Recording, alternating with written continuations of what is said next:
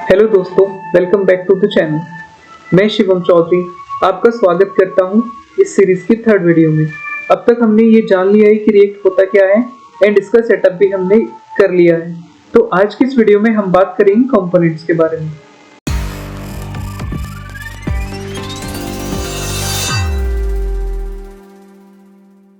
सबसे पहले react components क्या है। सिंपल शब्दों में ये रियूजेबल बिल्डिंग ब्लॉक्स हैं जो आपकी यूजर इंटरफेस बनाते हैं। एक तरह से समझ लो जैसे लेगो के ब्लॉक्स होते हैं, इन्हें जोड़कर आप अपना यूआई मास्टरपीस क्रिएट करते हो और ये बार बार यूज करने के काम भी आते हैं।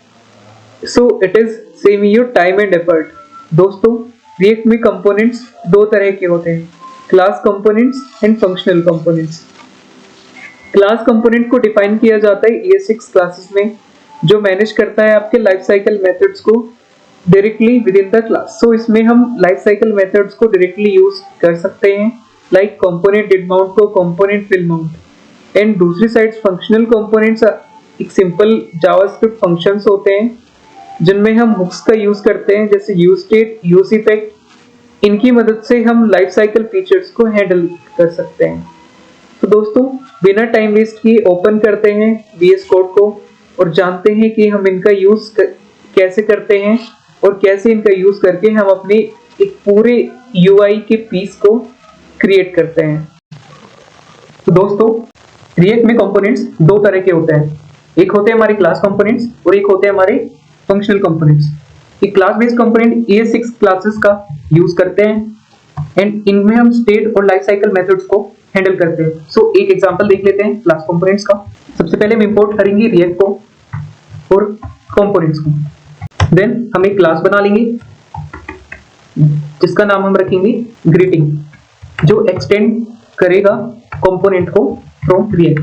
इससे जो ये हमारा फंक्शन है वो रिएक्ट के क्लास बेस्ड कंपोनेंट्स के मेथड्स को यूज कर पाएगा।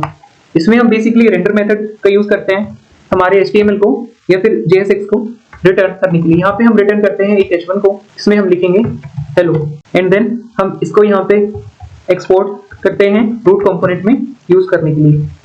दोस्तों, यहाँ पर जो नाम है और यहाँ पर जो नाम है वो सेम ही होना चाहिए। अभी हम यहाँ से रन कर लेते हैं, अपनी डायरेक्टरी में जाएंगे हम CD करके और npm run dev करके हम अपने ब्राउजर को स्टार्ट कर लेंगे। तो यहाँ पर हमारा सर्वर स्टार्ट हो गया है, इसे यहाँ से कॉपी करते हैं। दोस्तों, जैसे कि हम यहाँ पर देख पा रहे हैं कि हमारा हेलो कंपोनेंट यहाँ पे रेंडर हो चुका है। सो अब देखते हैं कि फंक्शनल कंपोनेंट्स क्या होते हैं।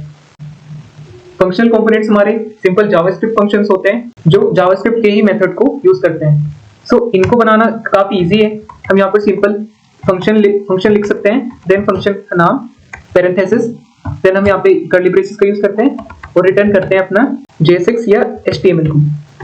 सो हम यहाँ पर भी सिंपल हेडिंग देंगे, hello I am a functional component. And same उसी वे में हम यहाँ से भी इसको एक्सपोर्ट कर देंगे, सेव करते हैं एंड अगेन ब्राउजर पर जाकर चेक करते हैं।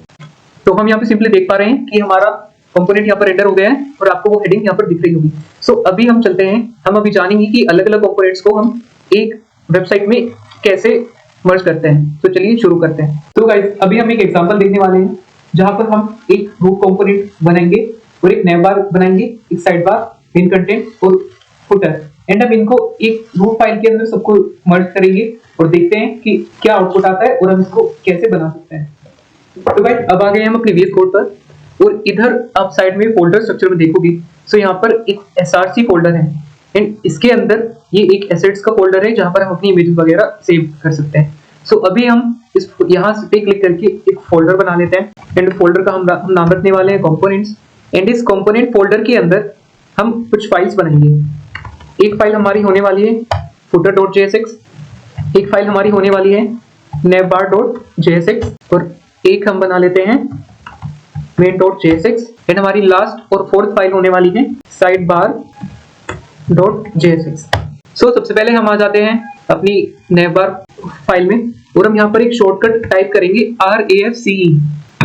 सो गाइस, ये शॉर्टकट होता है और इससे हम अपना फंक्शनल कंपोनेंट को इजीली क्रिएट कर सकते हैं।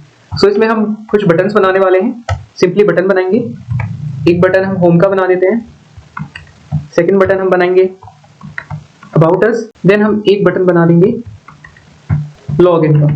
सेम इसी तरह हम फुटर में जाएंगे, टाइप करेंगे RFCE और यहाँ पर हम कुछ टेक्स्ट देंगे पैराग्राफ में, ऐसे ही कुछ हम गाइस कुछ भी लिख सकते हैं। ये हमारा फुटर रेडी हो गया।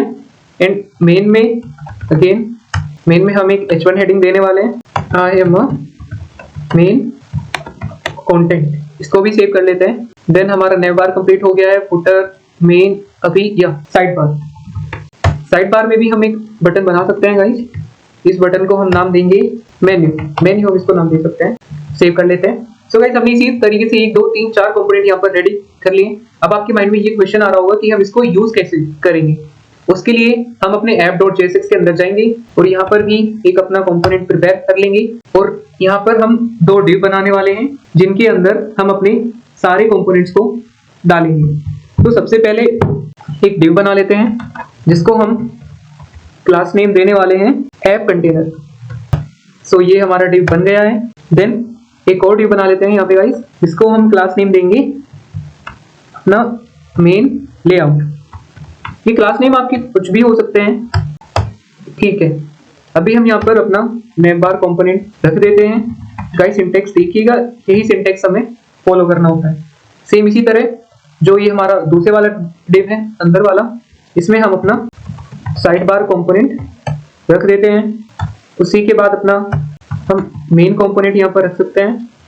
देन इस डिव के बाद में हम अपना फुटर रखने वाले हैं। सो इंपोर्ट करने के लिए सिंपल लिखेंगे इंपोर्ट नेवबार फ्रॉम और कोट्स लगाकर यहाँ पर डॉट स्लैश, क्योंकि हमने उनको कंपोनेंट्स के अंदर रखा है, सो कंपोनेंट स्लैश नेवबार। तो ये हमने यहाँ पर इंपोर्ट कर लिया है। सेम इसी तरह हम अपने बाकी चीजों को भी यहाँ पर इंपोर्ट कर लेते हैं। नेवबार हमारा हो गया है, side bar done, footer done, हमारा मेन सेव करते हैं। और चल एरर, यहाँ पर ये एरर दे रहा है। ओके, हमें यहाँ पर सबके लास्ट में ब्रेसेस भी लगाने होते हैं। सो भाई अभी हमने अपने कंपोनेंट्स को यहाँ पर तो लिख लिया है, बट इनको यूज करने के लिए अभी हमें इनको इंपोर्ट भी करना पड़ेगा। तो उसके लिए हम लिखेंगे इंपोर्ट नेवबार फ्रॉम, देन कोट्स में लिखेंगे डॉट स्लैश कंपोनेंट्स, क्योंकि हमने इनको कंपोनेंट्स के अंदर ही डाला है, देन स्लैश और अपनी फाइल का नाम। सेम इसी सिंटेक्स को फॉलो करते हुए हम बाकियों को भी यहाँ पर इंपोर्ट कर लेंगे। तो फुटर आ गया है, देन साइड बार मेन, तो इसको यूज करने के लिए इसको भी यहाँ पर इंपोर्ट कर लेते हैं, import quotes dot slash file का नाम। तो गाइस हमने यहाँ पर अपनी सारी कंपोनेंट्स को लिख लिया है डिव के अंदर और हमने उनको इंपोर्ट भी कर लिया है।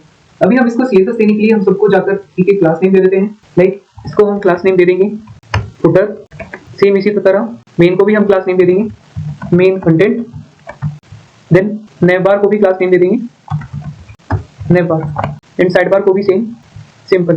तो वो भी हम यहाँ से साइज को सेव करते हैं एंड अपना आउटपुट चेक करते हैं। जैसे यहाँ पर मेन को भी हमने मेन क्लास दे दी है, फुटर को फुटर क्लास नेम दे दिया है, नेवबार को हमने नेवबार क्लास नेम दे दिया है, and same for side bar. तो यहाँ पर हमने अपनी CSS LSC लिख के रखी है। अगर आपको सोर्स कोड चाहिए इसका, तो हम डिस्क्रिप्शन में गिटहब का लिंक मिल जाएगा, तो उस पर क्लिक कीजिए और सोर्स कोड को गिटहब से पुल कर लीजिए। तो यहाँ पर अभी मैंने सब कुछ सेव कर लिया है और सर्वर भी हमारा चल रहा है। फिर जाएंगे ब्राउजर पर और चेक करते हैं। सो वाह गाइस, ये बहुत ही अच्छा डिजाइन निकल कर आया है। ये हमारी नेवबार होगी जहाँ पे हमने कॉपीराइट ऐसे हेडिंग दी थी, यानी मेन कंटेंट हो गया, और ये हमारे वो तीनों बटन है जो कि अब डिजाइन ले चुके हैं। देन ये हमारा साइड बार का बटन है।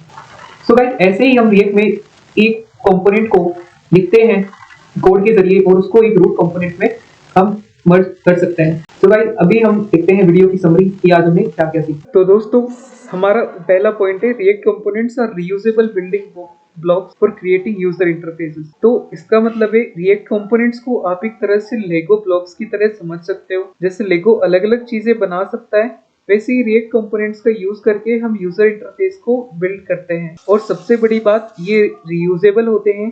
एक कंपोनेंट को मल्टीपल जगह यूज कर सकते हो which saves time and make your code efficient. Second point है use functional components with hooks for simplicity and power. अब बात करते हैं फंक्शनल कंपोनेंट्स की। फंक्शनल कंपोनेंट्स रिएक्ट का मॉडर्न वे है जो कोड को सिंपल और पावरफुल बनाते हैं। और अगर आप इनके साथ रिएक्ट हुक्स का यूज करते हैं, जैसे यूज स्टेट, एंड और यूज इफेक्ट, तो आप अपने कंपोनेंट्स में स्टेट और लाइफ साइकिल मेथड्स ऐड कर सकते हो बिना किसी कॉम्प्लेक्सिटी के। इजी और clean. Props pass data, state manages dynamic behaviour. Props और स्टेट रिएक्ट की बैकबोन है। प्रोप्स एक तरह का मीडियम है जिसमें पेरेंट कंपोनेंट अपने चाइल्ड कंपोनेंट को डेटा भेजता है। Write small focused components for clean modular code. ये गोल्डन यू रूल याद रखो, अपने कंपोनेंट्स को स्मॉल और फोकस्ड रखो। अगर एक कंपोनेंट सिर्फ एक काम करता है तो आपका कोड क्लीन, समझने में इजी और मेंटेन करना आसान होगा। Last but not least, structure components logically for scalability and maintainability. अपने कंपोनेंट्स को लॉजिकली स्ट्रक्चर करो, मतलब जो चीज रिलेटेड है उसे एक फोल्डर में रखो और रीयूजेबल कंपोनेंट्स को अलग अलग मेंटेन करो। ये अप्रोच आपकी प्रोजेक्ट को स्केलेबल और मेंटेनेबल बनाता है। फ्यूचर में जब प्रोजेक्ट ग्रो करेगा आपको सब कुछ इजी लगेगा। तो दोस्तों ये था रिएक्ट के कुछ इंपॉर्टेंट कॉन्सेप्ट जो आपके प्रोजेक्ट को नेक्स्ट लेवल ले जा सकते हैं। और नेक्स्ट वीडियो में हम बात करेंगे फंक्शनल कंपोनेंट्स के बारे में डिटेल में। अगर आपको वीडियो पसंद आई हो तो लाइक और सब्सक्राइब करना मत भूलना और बेल आइकन को भी प्रेस कीजिए ताकि तब भी हमारी नेक्स्ट वीडियो आएगी आपके पास उसका नोटिफिकेशन सबसे पहले चला जाएगा। आप ये भी बताइए कि आपकी क्या टिप्स है रिएक्ट के लिए, कमेंट करके जरूर बताएं। मिलते हैं वीडियो में, तब तक के लिए हैप्पी कोडिंग।